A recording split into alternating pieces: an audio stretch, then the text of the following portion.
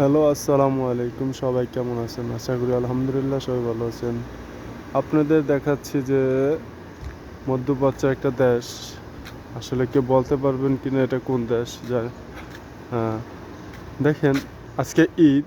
এখন বাজে মানে 4টা, মানে দুপুর 4টা, মানে একেবারেই ফাঁকা। মানে ঈদের আনন্দ বলতে দিনে কোনো ঈদের আনন্দ নেই। একজনের বাসায় একজনে যায় না বা যায়ও না।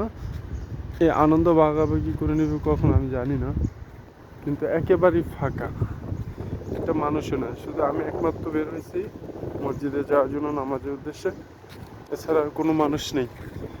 একেবারেই ফাঁকা, একেবারেই ফাঁকা। তো আলহামদুলিল্লাহ ভিডিওটা শেয়ার করে দিবেন সবাইকে দেখার জন্য।